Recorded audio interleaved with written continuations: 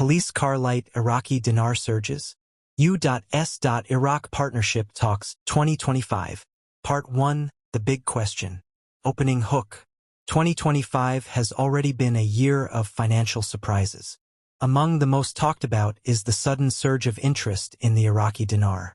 On social media, in private investor circles, and even in policy discussions in Washington and Baghdad, the same question keeps coming up. Is the Iraqi dinar about to make its long-awaited move? The answer is not as simple as a yes or no. What's happening with the dinar today is tied to deeper currents. U.S.-Iraq relations, oil production, regional stability, and the global financial order. To understand whether this currency is truly on the verge of transformation, we need to look beyond rumors and into the mechanics of Iraq's economy and diplomacy. A currency shaped by war and recovery. The Iraqi dinar has carried the weight of Iraq's turbulent history for decades. Once valued highly in the 1970s and 1980s, the currency collapsed after wars, sanctions, and internal instability. Since the U.S. invasion in 2003, the dinar has floated in a narrow band under the control of the Central Bank of Iraq. Many ordinary Iraqis see the dinar as a symbol of national pride, but also a constant reminder of inflation, scarcity, and economic struggle. Meanwhile, speculators abroad view it as a lottery ticket for a revaluation. This dual perception creates endless debate. The real question isn't whether the dinar could rise in value. It's under what conditions would it make sense for Iraq's government and its partners to allow such a move? Why 2025 matters. The reason this topic has resurfaced now is because of two major developments. 1. Iraq's economic position. Iraq's oil exports reached some of their highest levels in recent years. With global demand stabilizing after a volatile 2023 to 2024, Iraq is once again holding significant foreign reserves. The central bank has quietly been building its US dollar and gold reserves, which gives it more room to defend the dinar if needed. 2. U.S. Iraq strategic talks. In early 2025, Baghdad and Washington restarted high-level partnership talks. These cover security, energy, and financial reforms. At the center of those talks is Iraq's need to stabilize its banking system and move closer to international standards. That's where speculation about the dinar surging comes in. Whenever these two elements, stronger reserves and political dialogue with the U.S. line up, the conversation about currency reform comes back with force. The speculation cycle. If you've followed the dinar for any length of time, you've seen the pattern. A news headline sparks excitement. Exchange groups and forums light up. People start predicting overnight wealth. Then often reality cools things down. What makes this cycle dangerous is the gap between rumor and policy. Iraq has never announced a formal revaluation plan. Instead, the government has focused on slow reforms, like digitalizing banking, combating smuggling, and controlling dollar outflows.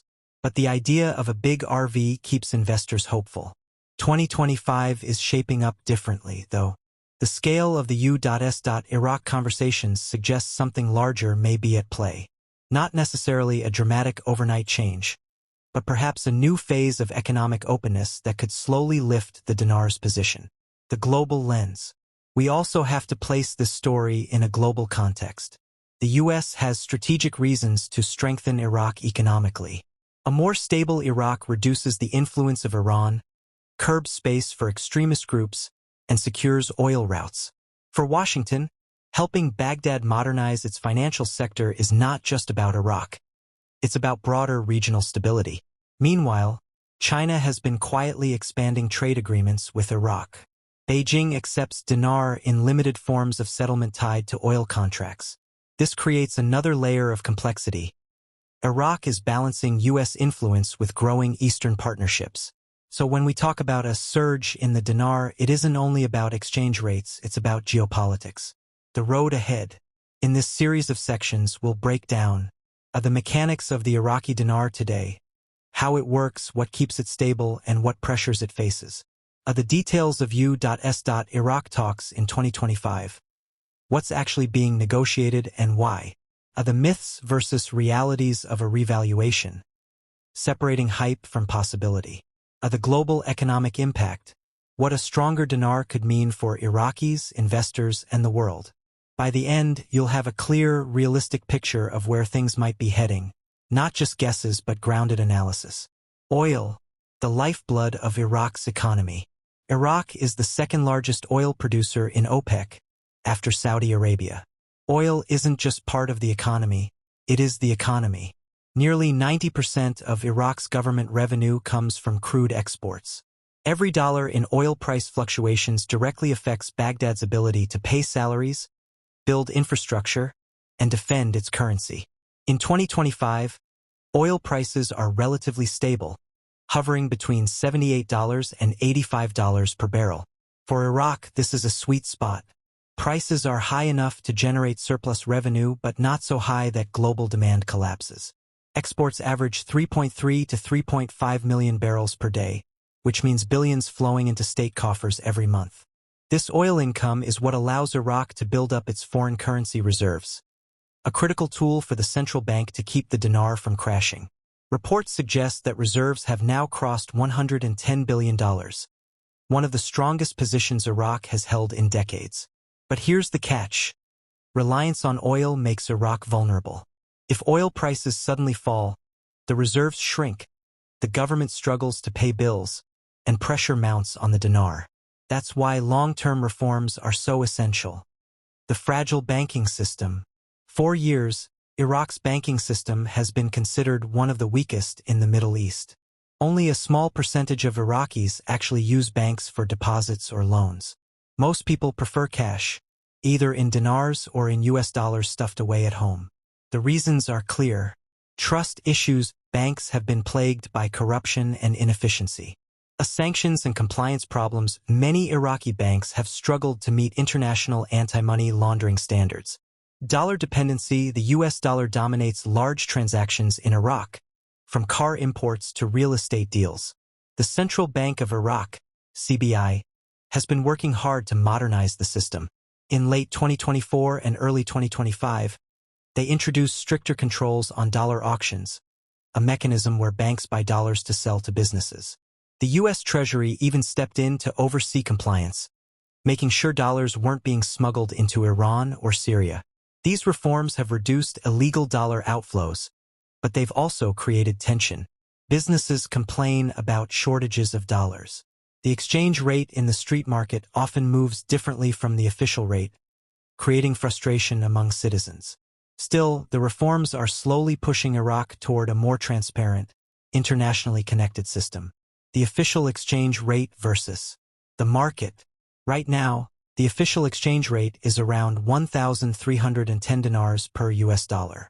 But in the street market, depending on dollar availability, it sometimes climbs as high as 1,500 dinars per dollar.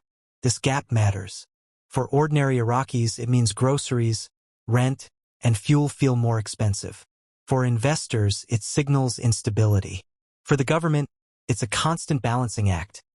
Keep the official rate steady to inspire confidence, while cracking down on smuggling that pushes the market rate higher. One of the most talked about scenarios in the U.S.-Iraq partnership talks is whether reforms could eventually close this gap. If Iraq manages to stabilize its currency, the speculation about a future revaluation will become louder. Digital transformation and de-dollarization. One of Iraq's biggest goals in 2025 is reducing dependence on the US dollar inside its borders. The central bank has been encouraging more transactions in dinars. At the same time, it is rolling out digital payment systems, ATM networks, and mobile banking apps. For example, salaries of government employees are now increasingly being paid through electronic cards instead of cash.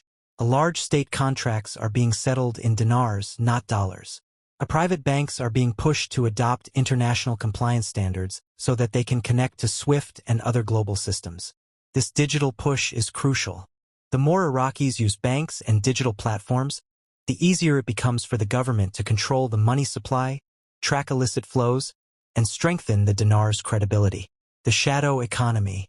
But Iraq's biggest challenge isn't just formal banking. It's the shadow economy. Smuggling, black market trading, and corruption drain billions every year. Fuel is smuggled across borders.